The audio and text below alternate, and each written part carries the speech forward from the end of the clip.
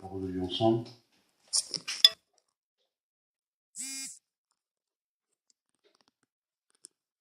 Alors, j'aimerais qu'on puisse prier le Seigneur.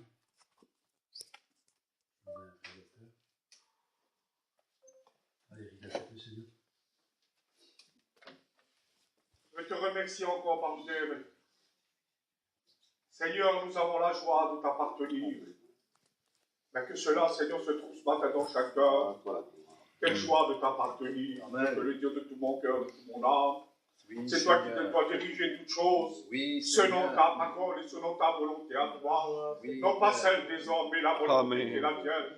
C'est elle qui est bonne à écouter. Parce que ta parole pour moi, elle est la vérité, ma mère. Elle est le seul chemin qui me conduit jusqu'à la vie éternelle. Elle est le Seigneur, la seule qui peut réjouir aussi mon cœur et mon âme. Ah ben ça, c'est vous aussi dans mon cœur. Tu es le seul qui peut me procurer la joie, la paix. Oui, Seigneur. Merci parce que tu le fais pour chacun. Et ce matin, nous avons chanté pour ta gloire. Parce que nous voulons t'honorer au travers nos chants. Parce que nous chantons pour ta gloire, oui, Seigneur. Parce que tu es vrai. C'est le moment d'écouter ta parole. Fais parler samedi pour chacun d'entre nous. Ce que tu as à dire, Baroudé, dis-le avec puissance et autorité. Tu te sers de sa bouche, Baroudé, parce que tu es vrai, tu vas revenir bientôt.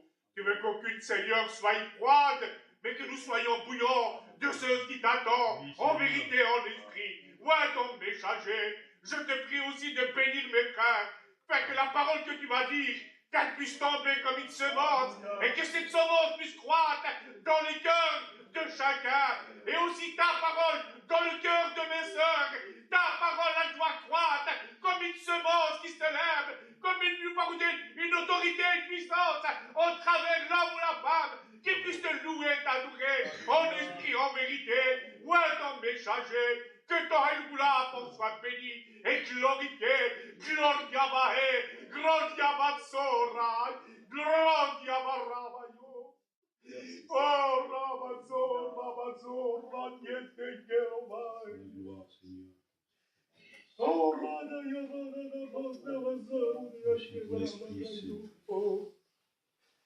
oh, alléluia, merci Seigneur. Pour la gloire, ce que tu vas faire.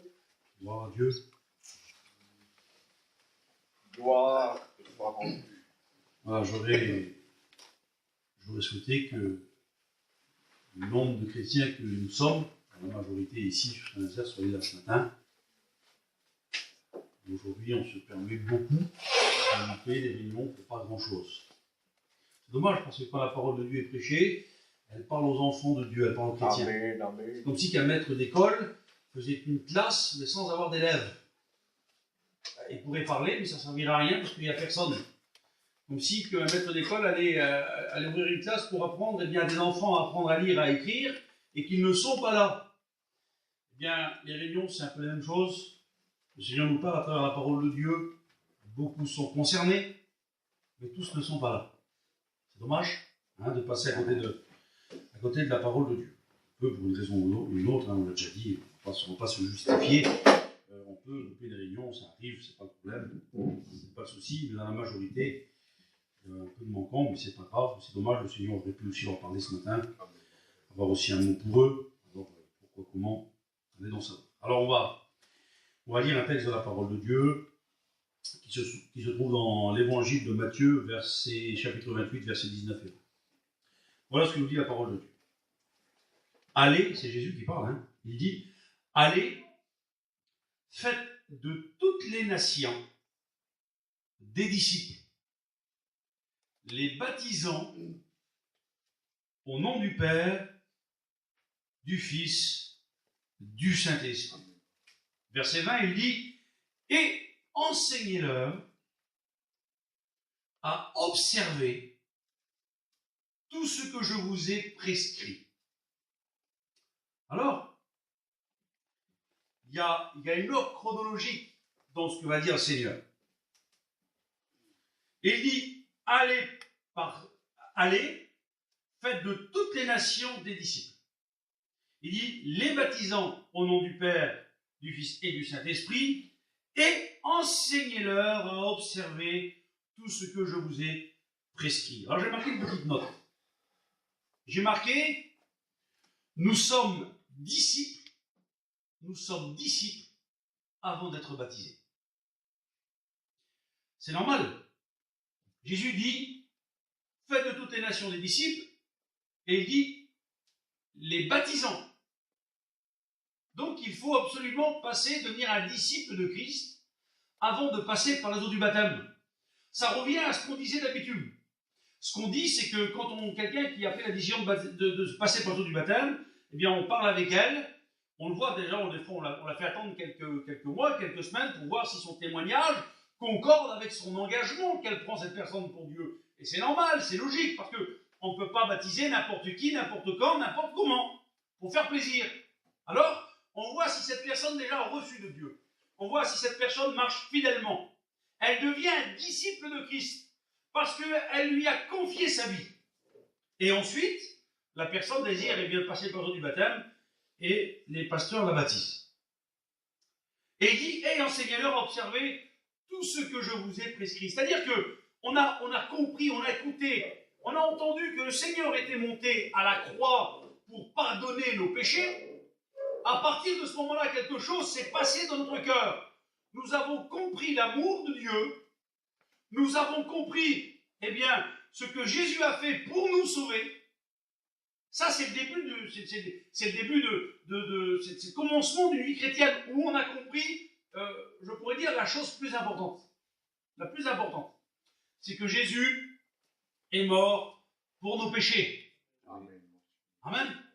On a compris la plus importante. Et quelqu'un qui n'a pas de connaissance biblique, quelqu'un qui ne connaît pas le Seigneur, vient à la réunion et le Saint-Esprit lui dévoile ces choses, son cœur est touché, il se reconnaît pécheur et il accepte Jésus dans son cœur. Voilà comment ça se passe. Et il dit, et enseignez-leur. L'enseignement, ce n'est pas l'enseignement de la croix. Parce que la croix, est une folie pour ceux qui sont autour de nous. La croix, on ne peut pas le prendre comme un enseignement. On peut en faire un enseignement, bien sûr, mais ce que je veux dire par là, dans ma pensée, c'est que la croix, c'est le centre de la parole de Dieu, c'est l'amour de Dieu. C'est le centre de la parole de Dieu qui fait que nous soyons là, bien sûr, ce matin. Mais ensuite, il y a des compléments dans la parole de Dieu. C'est-à-dire que, est-ce qu'on peut vivre un chrétien, est-ce qu'un chrétien, une chrétienne peut vivre simplement en vivant sur la croix? Vous me direz, oui, la croix sauve. Eh bien non. C'est vrai que la croix sauve. On est passé par là, on s'est rendu compte un jour. Mais par contre, pour entretenir notre vie spirituelle, un chrétien, une chrétienne a besoin de l'enseignement de la parole de Dieu. La croix ne suffit plus. Et bien des fois, on se dit, Dieu pardonne, Dieu est amour. Oui, mais ça, c'est quand on est des petits-enfants. Cet enfant, on le pardonne. Et quand on est adulte, on ne pardonne plus. C'est pas pareil. Il y a une différence. Alors, on a grandi spirituellement, et puis on est arrivé à un but où on est mature spirituellement. On a compris des choses importantes. Mais on ne peut pas rester sur la croix. Un chrétien, une chrétienne est appelé à grandir spirituellement et donc de recevoir les enseignements que le disciple avait observés, et c'est ce que Jésus leur avait prescrit. Des enseignements importants. Alors, les enseignements de la parole de Dieu, on pourrait rien simplement, en partant là-dessus, faire une prédication d'1 heure facilement en parlant des dons spirituels, des enseignements, bien sûr en restant sur les bases les plus importantes, sans détailler le sujet, parce qu'il y aurait énormément de choses à dire et long. Hein. Mais ce qui est important, c'est qu'il y a une ordre chronologique et nous devons la respecter. Faites des nations des disciples. On a rencontré, on a trouvé Jésus par le Saint-Esprit, nous a été révélé dans notre cœur, nous étions pécheurs et privés de la gloire de Dieu. Ensuite, qu'est-ce qui s'est passé? On a pris la décision de passer par l'eau du baptême. Quelqu'un qui passe par l'eau du baptême, c'est quelqu'un qui a compris le sacrifice de la croix, et c'est quelqu'un qui, dans son cœur, a pris la résolution de suivre le Seigneur. C'est l'ordre chronologique, on ne peut pas inverser les choses. Il y a des gens qui malheureusement, où on a fait le contraire, qui ont voulu se baptiser et devenir des disciples. Malheureusement, ils se sont cassés la gueule. Ça ne marche pas comme ça.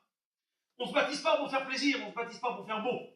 On ne se baptise pas pour faire bien devant les autres, devant la famille, ou faire plaisir à son père, à sa mère, à qui voudrait, à sa grand-mère, à son grand-père. C'est pas ce qui compte. qui compte dans la parole de Dieu, c'est d'avoir rencontré Jésus et de vivre avec Jésus. Amen. Alors on continue. J'ai marqué, il vaut mieux être disciple que baptisé.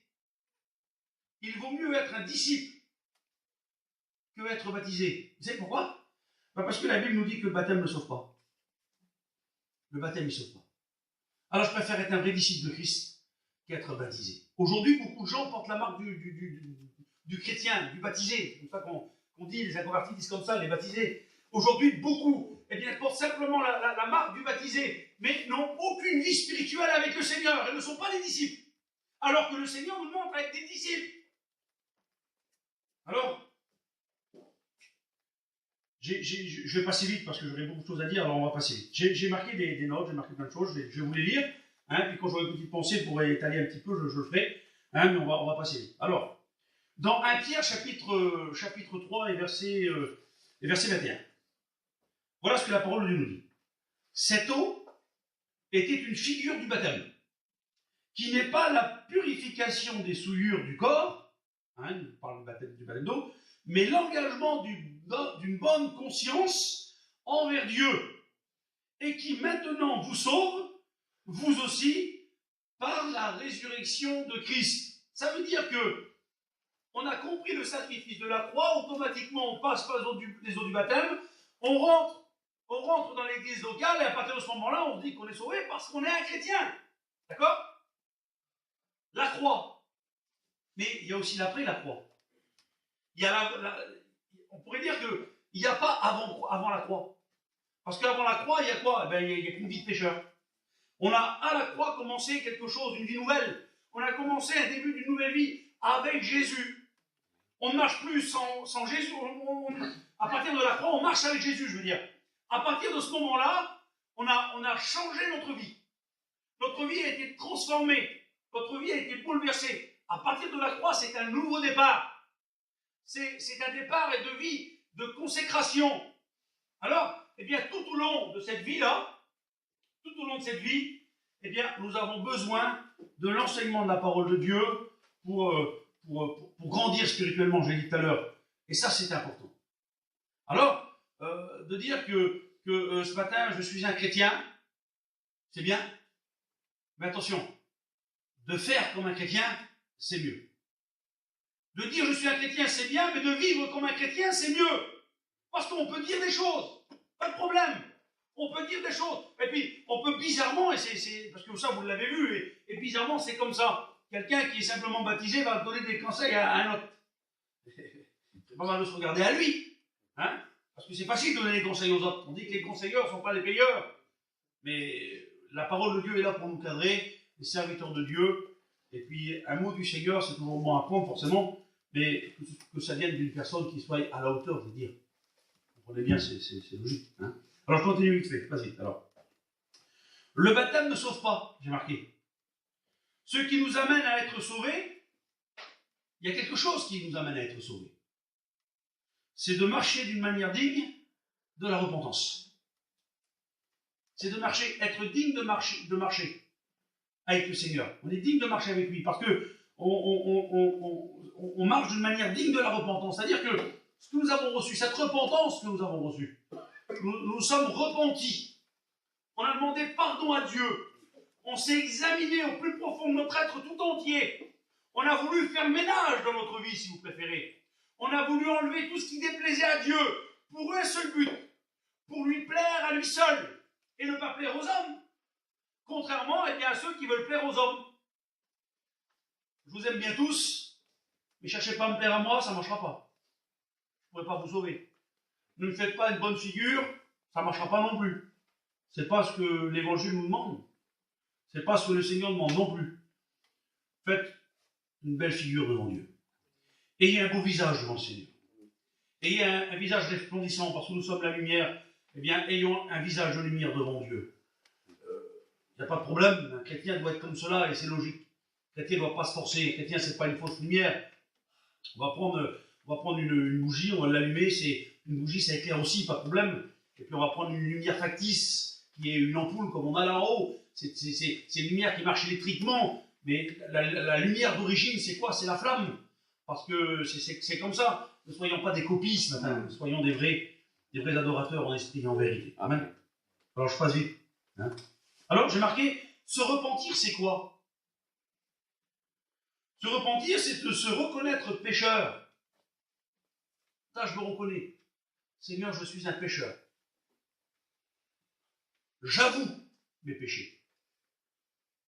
Et je délaisse mes péchés. C'est ça la repentance, se repentir.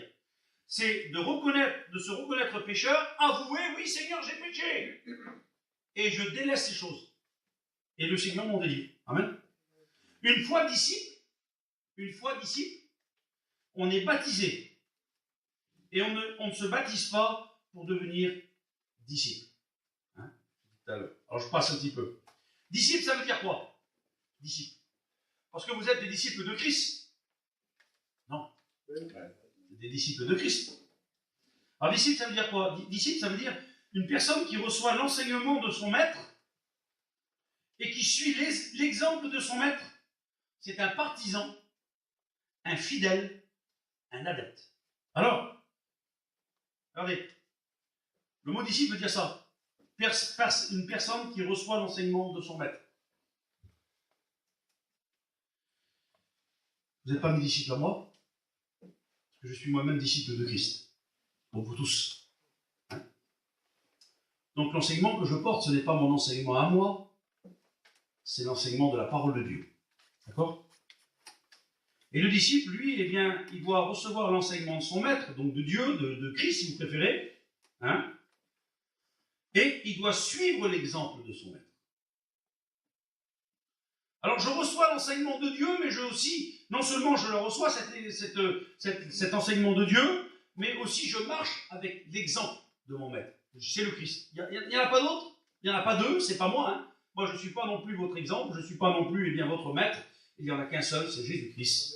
Il est le maître de tous pour nous ce matin, amen, et qui est là bien, pour bénir notre vie. Mais il veut que nous puissions recevoir son enseignement afin de marcher comme lui le veut. Et ça, c'est important. Parce qu'un chrétien sans enseignement, c'est une réalité. Un chrétien sans enseignement, c'est un chrétien qui meurt. C'est une fleur sans eau. Un chrétien sans enseignement de la parole de Dieu, quelqu'un qui ne prend pas garde à la parole de Dieu, qui ne vit pas avec la parole de Dieu, c'est comme une fleur sans eau, il meurt au bout d'un certain temps. Hein? Alors, j'ai marqué une petite pensée. J'ai marqué, il ne faut pas simplement écouter. Il ne faut pas simplement écouter. Hein? Beaucoup écoutent dans nos réunions. La première phase, c'est d'écouter. Normal, on écoute. On écoute, mais contrairement à autre chose, quand on écoute, aussi on reçoit. Et on est béni. Hein? Mais il ne faut pas simplement écouter, parce qu'il y en a que simplement qui font qu'écouter. Ils écoutent. Ah, on écoute. T'as vu, le serviteur, il a dit ça, il a dit ça. Ils ont écouté. Oui, mais à l'inverse, qu'est-ce qu'ils ont reçu? C'est bien beau de dire j'ai écouté. J'ai entendu, j'ai compris. Oui, mais c'est pas ce qui compte. La parole de Dieu, quand elle est semée, c'est pour qu'elle produise quelque chose dans les cœurs. La parole de Dieu n'est pas semée simplement pour l'écouter, parce que la parole de Dieu, c'est une grande puissance. Elle est puissante, la parole de Dieu. Et on l'a oublié, ça, que la parole de Dieu, elle est puissante. Quand la parole de Dieu est annoncée, la Bible nous dit qu'il se passe toujours quelque chose. Alors, écouter, ça ne suffit pas, frères et sœurs. On écoute, on la comprend, on dit c'était beau, c'était bien. Ben oui, mais qu'est-ce que tu en as reçu? C'est ça le plus important.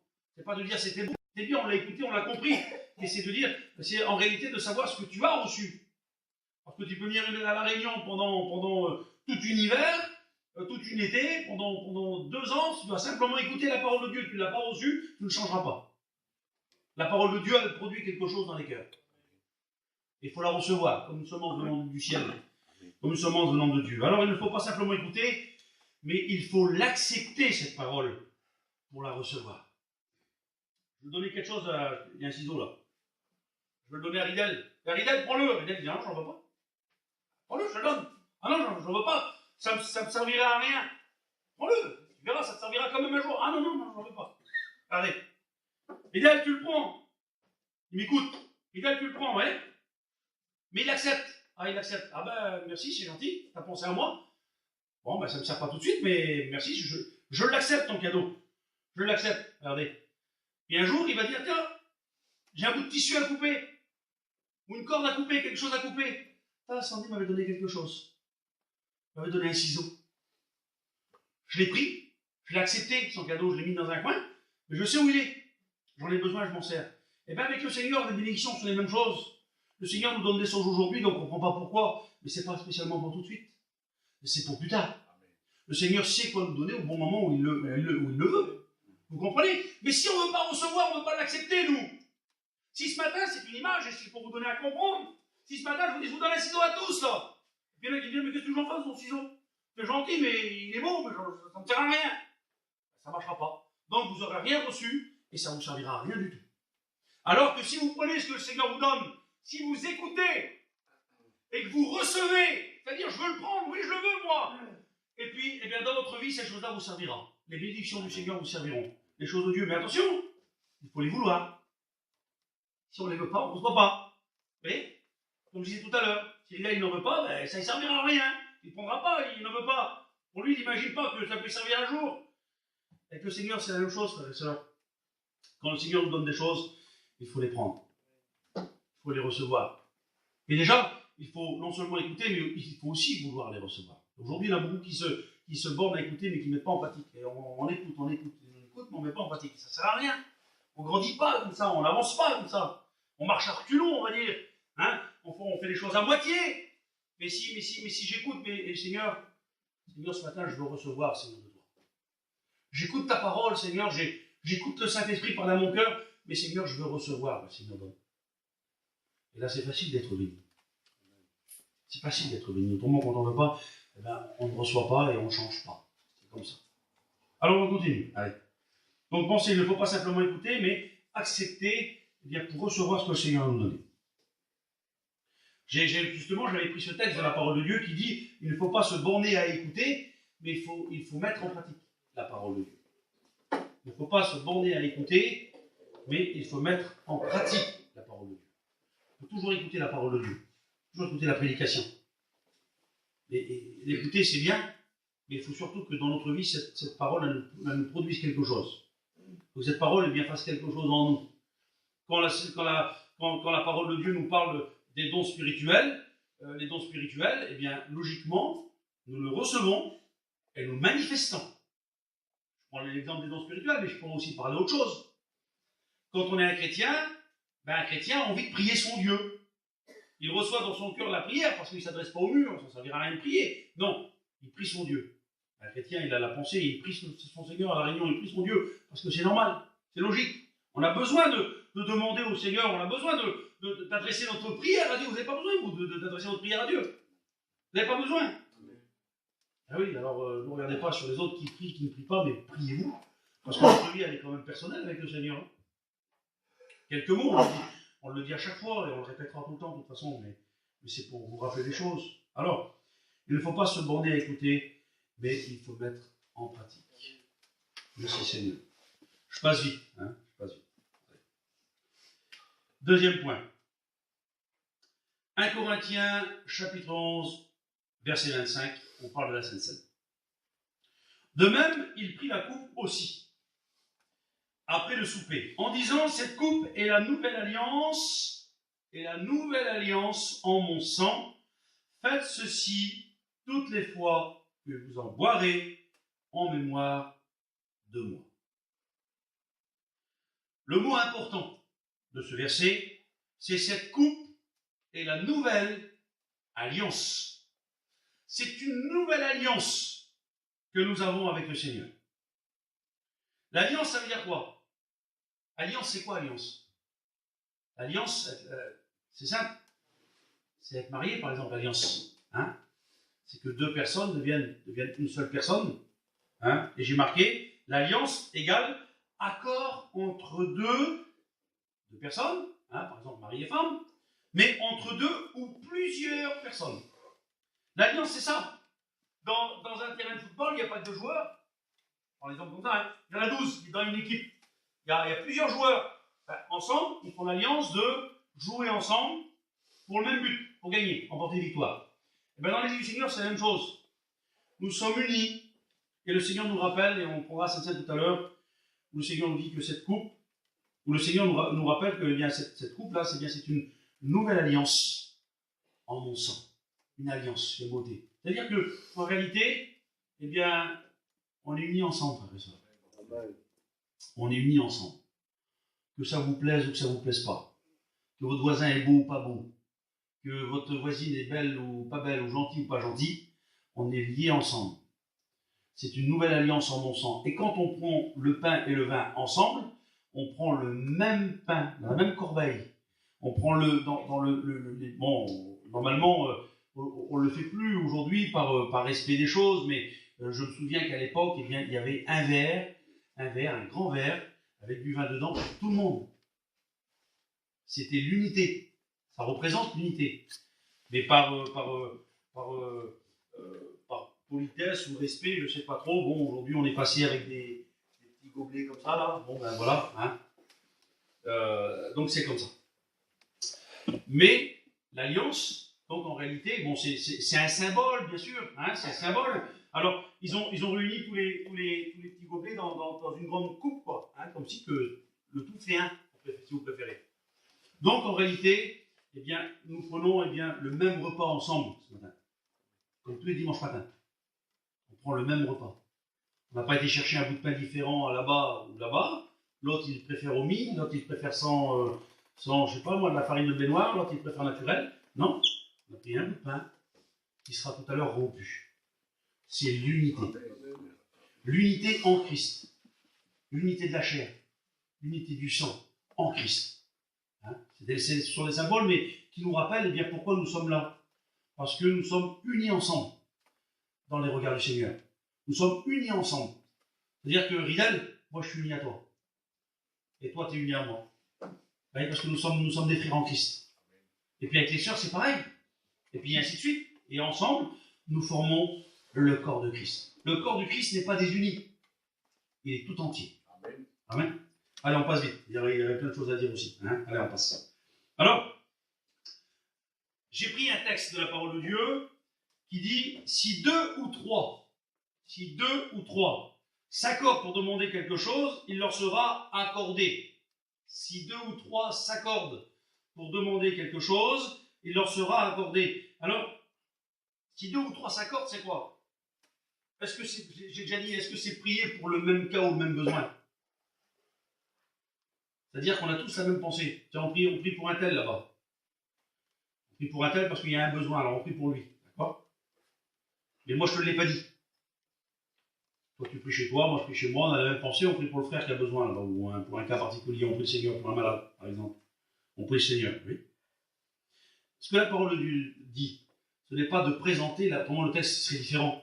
Il dirait autrement, eh bien, présenter les mêmes besoins à Dieu, ensemble. Vous voyez? Mais ce n'est pas ça le texte. Le texte, il dit que deux ou trois s'accordent. C'est-à-dire que les personnes qui demandent la bénédiction du Seigneur, eh bien, automatiquement, doivent déjà s'accorder, pas dans leur prière, mais s'accorder eh bien dans la vie de tous les jours, ensemble. Pas de division dans la maison du Seigneur.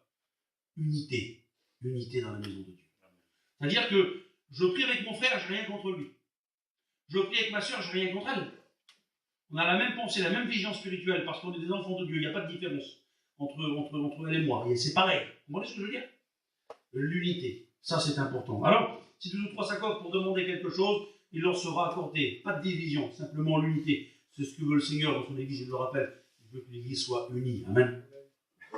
Le texte veut dire qu'il ne suffit pas de prier pour la même chose, mais d'être accordés ensemble, unis dans l'amour du Seigneur. Amen. Allez, je passe vite fait.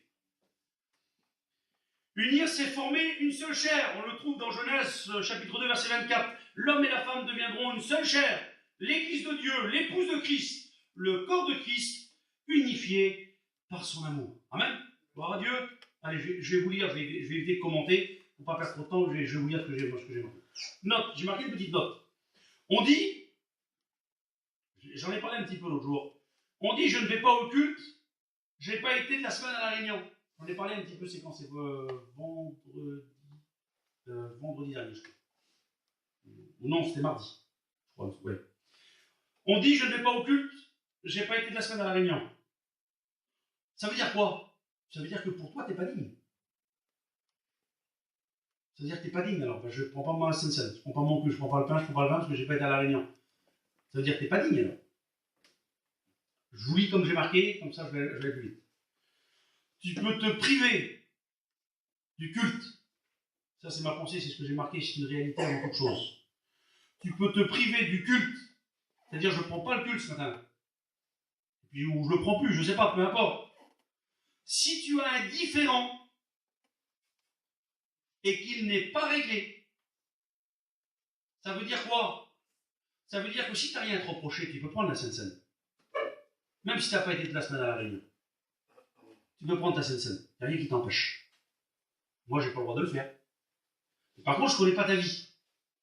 Mais si dans ta vie, tu as un différent, tu as quelque chose, et cette chose n'est pas réglée, que ce soit je ne parle pas à quelqu'un, que ce soit je fume, que ce soit j'ai fait telle et telle chose, je n'ai pas été correct dans ma vie, peu importe, peu importe. C'est pour ça que la parole de Dieu nous dit, eh bien, que chacun donc, eh bien, s'éprouve soi-même, et qu'ainsi mange du pain et boive du pain, et boive de la coupe. Ça veut dire quoi? Ça veut dire que toi, ce matin, c'est pas moi qui va pouvoir laver l'intérieur de ton cœur. C'est pas moi qui va pouvoir faire le tri dans ta vie. C'est toi personnellement. De dire ce matin, je suis digne ou je ne suis pas digne. C'est ça. Tu peux te priver de la Sainte Seine, et il vaut mieux se priver de la Sainte Seine. Je le dis devant Dieu, je le dis, c'est une réalité. Je le dis devant vous ce matin. Quelqu'un qui a un différent, quelqu'un qui ne parle pas à quelqu'un, quelqu'un qui fumerait, quelqu'un qui aurait telle et telle chose dans sa vie, qui aurait menti, qui aurait choura, qui aurait tout ce que vous voulez, qui aurait fait des choses qui ne sont pas à la gloire de Dieu dans sa vie, je vous le dis honnêtement, hein, vaut mieux que vous ne prenez pas votre Sainte Seine. Vaut mieux. Vaut mieux que vos affaires soient réglées. Parce que quand on dit que ce n'est pas un jugement, ce n'est pas une bénédiction, mais ça peut devenir un jugement de prendre le pain et le vin pour nous. Ce n'est plus une bénédiction, ce n'est plus une grâce, mais c'est de prendre le jugement de Dieu. C'est-à-dire qu'à ce moment-là, eh bien, nous sommes à côté de la parole de Dieu, dans tous les cas de ce qu'elle enseigne. Ça fait partie de l'enseignement de la parole de Dieu, c'est ce que je vous dis tout à l'heure. Alors on croit à la croix, merci Seigneur, t'as pardonné nos péchés, mais parce qu'on manque d'enseignement, parce qu'on ne veut pas l'entendre et on ne veut pas l'écouter, on fait ce qu'on a envie. Ben, je m'excuse, mais on n'est pas des catholiques. Vous êtes des catholiques, vous, ce matin? Vous êtes des religieux? Vous n'êtes pas des religieux. Vous n'êtes pas à la réunion pour faire plaisir. Je ne prends pas le pain et le vin pour me faire montrer aux autres que je suis dans ma vie, ça va bien, puis que c'est pas vrai. Parce que moi, j'ai rien prouvé aux hommes. Ce n'est pas les sœurs qui vont me sauver, ce n'est pas les frères qui vont me sauver. Dieu seul connaît mon cœur. Alors même si je prends mon pain et le vin là, ce matin-là, et que je ne suis pas digne de le prendre, ce n'est pas une bénédiction que je prends, c'est une condamnation. Alors, dimanche dernier, c'était une condamnation. Dimanche d'avant, c'était une condamnation. Dimanche encore d'avant, c'était une condamnation. Tout l'hiver, c'était une condamnation. Tout l'été, c'est des condamnations. Mais ça vaut les bénédictions là-dedans. Comment elle est ta vie? Tu n'as pas une vie de chrétien. Tu n'as pas une vie spirituelle. Impossible. Le Saint-Esprit reprend.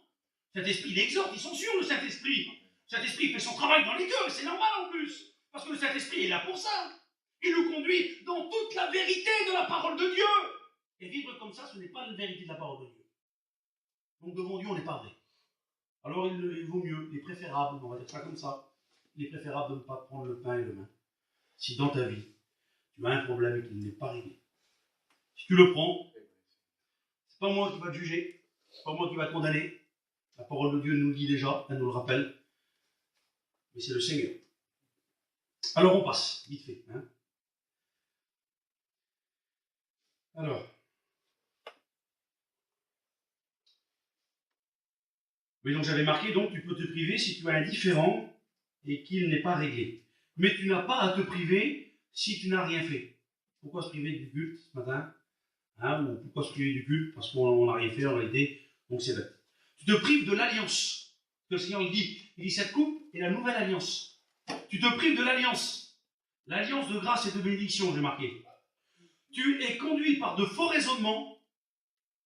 Ta pensée charnelle te fait reculer. Ta pensée charnelle.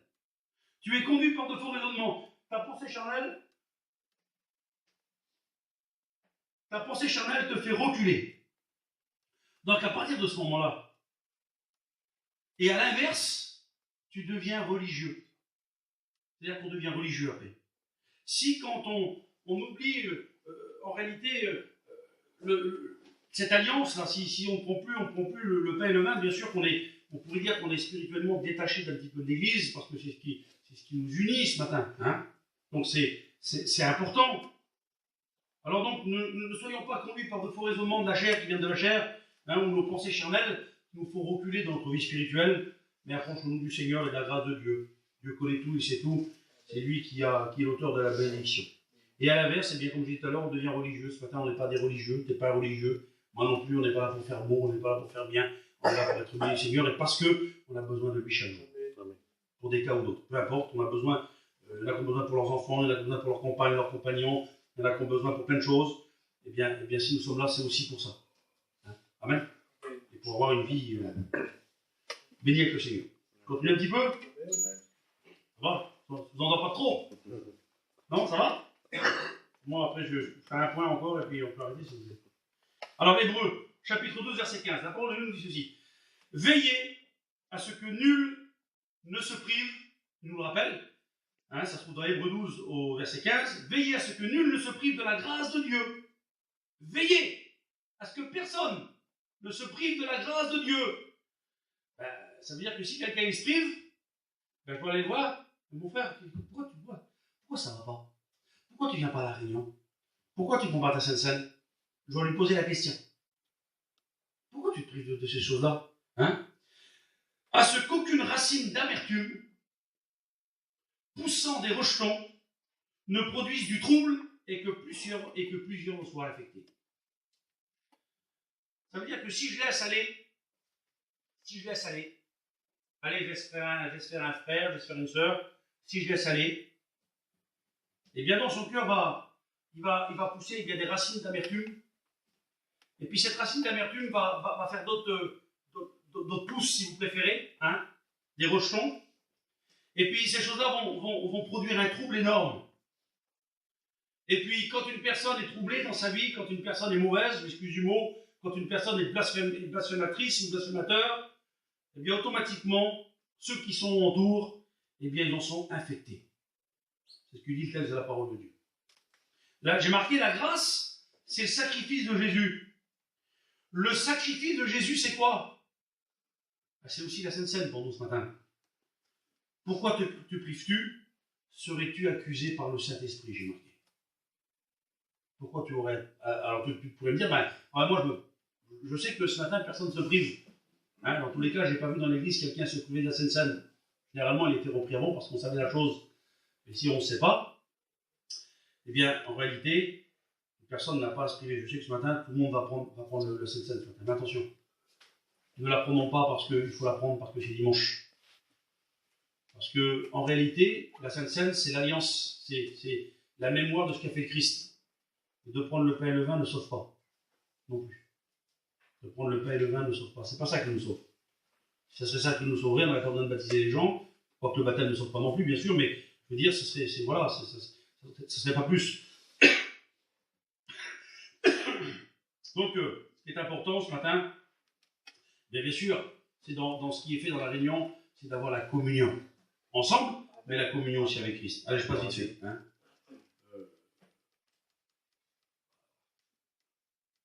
Bon, je vous dis un dernier point, je vais encore plein de choses à vous dire, mais j'avais des alliances, on est pour 2 heures. Bon, j'ai encore 3 feuilles. Bon, je vous dirai pas tout. Je vous dis un dernier point, d'accord, hein. Et en terminant, je vous prie de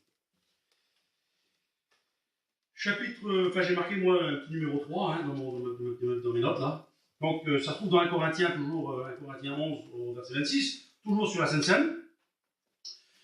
Il nous dit ceci, car toutes les fois que vous mangez ce pain, que vous buvez cette coupe, vous annoncez la mort du Seigneur jusqu'à ce qu'il vienne. Et c'est important. C'est pourquoi celui qui mangera le pain ou boira la coupe du Seigneur indignement sera coupable envers le corps et le sang du Seigneur. Il dit, car toutes les fois que vous mangez ce pain et que vous buvez cette coupe, vous annoncez la mort du Seigneur. Ça, c'est un moyen à nous, chrétiens, chrétiennes, d'annoncer la mort du Seigneur. Annoncer, c'est quoi? Annoncer, c'est déclarer. On déclare. C'est promulguer. C'est faire connaître. Annoncer, c'est aussi proclamer publiquement, devant les hommes, devant les autres. C'est publier, c'est dire aux autres, témoigner que nous sommes des enfants de Dieu, de véritables témoins. Car toutes les fois que vous mangez ce pain, je vous lis le texte, et que vous buvez cette coupe, vous annoncez. Vous êtes des annonciateurs. Ce n'est pas réservé bien simplement aux prédicateurs d'annoncer, mais à vous aussi, frères et sœurs. Le fait de prendre le pain et le vin aussi fait de vous des chrétiens qui annoncent aussi, eh bien, ce que le Seigneur a fait dans vos vies, qui annoncent que vous êtes des vrais chrétiens, et puis qui annoncent aussi, eh bien, tout le temps, qui annoncent la mort du Seigneur. Hein, on ne sera pas les sacrifices de la croix, mais jusqu'à ce qu'il vienne. C'est-à-dire que on ne peut pas s'empêcher de prendre la Sainte Seine, c'est tellement important aussi. Hein. Alors, prendre le pain et le vin, cela montre que nous sommes en règle avec Dieu. Et logiquement, si quelqu'un prend la Sainte Seine ce matin, je ne me pose pas de questions, je me dis, le frère, la sœur, il a l'habitude, il connaît la parole de Dieu, s'il prend le pain et le vin, c'est qu'il n'y a pas de problème dans sa vie. Si au contraire, quelqu'un reste assis, ne prendrait pas la Sainte Seine ce matin, je dirais, le frère, la sœur a un problème. Ou au contraire, des fois, on sait des choses. Et on voit quand même les personnes qui prennent le culte, on leur dit. Il ne faut pas prendre le culte comme ça, mon frère, ma soeur, parce que tu n'es pas dans une bonne position. Donc tu ne peux pas. Hein, donc voilà. Mais ça, c'est ce que nous montrons. Hein, c'est ce qu'on montre. Mais sommes-nous réellement en règle dans notre vie devant Dieu? C'est ce qu'on montre. Pour le pain et le vin, on montre devant les autres que tout va bien.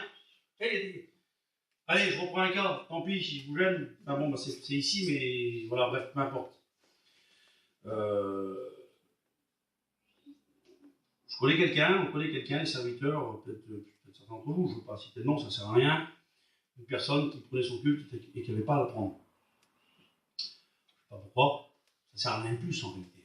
Quand on n'est pas digne de prendre le pain, le vin, il vaut mieux pas le prendre, comme je vous disais tout à l'heure, je ne vais pas revenir là-dessus, mais c'est important. Mais par contre, eh bien, cette personne-là, eh bien, prenait quand même le pain et le vin, malgré qu'elle savait qu'elle ne pouvait pas le prendre. Elle le prenait quand même. Mais vous croyez que c'est pour faire voir à Dieu que c'est bien dans sa vie? Ben non. Elle allait dans l'église pour faire voir devant les gens que dans sa vie c'était bien, mais ce n'est pas vrai.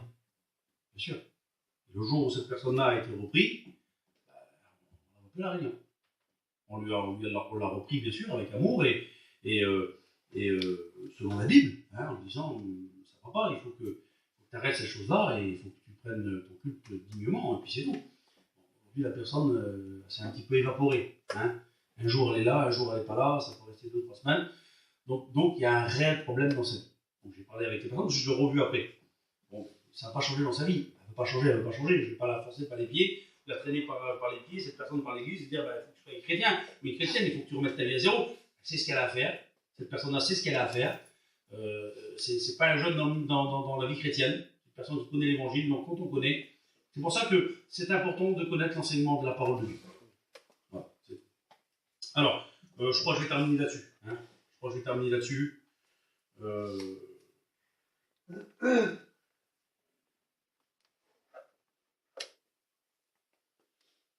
Je termine sur une petite note. D'accord? Je termine sur une petite note. Je voulais aussi vous parler des alliances. Il y a 8 alliances dans la Bible, mais je vous les cite vite fait si vous voulez. Hein. La première alliance dans la Bible, on le lit dans Genèse, chapitre 2. Je ne vais pas vous lire les versets, parce que voilà, je vais juste vous lire bien les alliances. Première alliance, c'est l'alliance en Éden, dans le jardin d'Éden. Hein. Deuxième alliance, c'est l'alliance avec Adam. La troisième alliance, c'est l'alliance avec Noé, hein, à travers l'arche. Il y a quatrième alliance, l'alliance avec Abraham. Il y a l'alliance au Sinaï, hein, avec Moïse, pour le peuple. L'alliance avec Israël, pour la terre promise. Hein, Deutéronome 30, j'ai tous les textes. Hein. L'alliance avec Daniel. Et ça, tous ces alliances sont dans l'Ancien Testament. Mais dans le Nouveau Testament, il nous est parlé aussi d'une autre alliance. Et la Bible, on le lit dans Hébreux 8, chapitre 8, verset 8, où il nous est parlé d'une nouvelle alliance. Et c'est une nouvelle alliance que le Seigneur a fait avec nous. C'est une nouvelle alliance que Dieu a fait avec nous pour nous unir ensemble. pour nous sauver dans sa grâce et dans son amour. Alors ne parlons plus que deux alliances, hein, la première et la deuxième, mais en tous les cas, Dieu a fait une nouvelle promesse. Dieu a fait une promesse à l'homme qui ne s'accomplira que si l'homme remplit certaines conditions. Dieu promet vie éternelle et protection à condition de lui obéir. L'insoumission entraîne une sanction. Il y avait des textes, mais bon, on va arrêter. Donc je pense que vous avez compris la parole de Dieu ce matin. C'est être digne. Être digne ce matin. C'est le but. Dire je suis digne ce matin, Seigneur, de prendre le saint repas. Je suis un vrai chrétien et une vraie chrétienne. Je marche dans la droiture de ta parole. Je garde et je reçois ton enseignement. Et je vis avec elle. L'enseignement que nous recevons, comme je disais tout à l'heure, elle est semée dans les cœurs. On ne la reçoit pas qu'à l'église. Si l'enseignement de la parole de Dieu est semé dans les cœurs, eh bien là où je vais, l'enseignement, je l'amène avec moi. Donc je ne change pas d'un pouce. Je ne change pas de personnalité. Je reste tel que je suis. Amen. On prie Seigneur ensemble. On va demander la grâce et mission du Seigneur ce matin sur chacun. Seigneur mon Dieu, je te rends gloire et grâce. Je te dis merci Seigneur pour toutes choses. Je me rappelle Seigneur, selon ta parole, Seigneur, que Seigneur est bien, que tu nous as unis Seigneur, et que nous sommes unis ce matin Seigneur, et bien aussi par ces symboles Seigneur mon Dieu qui nous représentent les sacrifices de la croix. Nous sommes unis ensemble Seigneur les uns et les autres Seigneur dans un commun accord pour la prière, pour la bénédiction, pour ta grâce. Amen. Que tu ne rejettes personne Seigneur, oui, Seigneur, mais que tu te plais à pouvoir bénir Seigneur à chacun d'entre nous. Je veux te dire merci Seigneur pour l'unité spirituelle. Oui, Seigneur. Nous Seigneur mon Dieu à être unis dans la prière ce matin. Oui, Père, que chacun puisse te prier. Oui, nous puissions aussi prier les uns pour les autres, afin que celui qui a de la faiblesse dans sa vie ne puisse Seigneur eh bien, recevoir la bénédiction.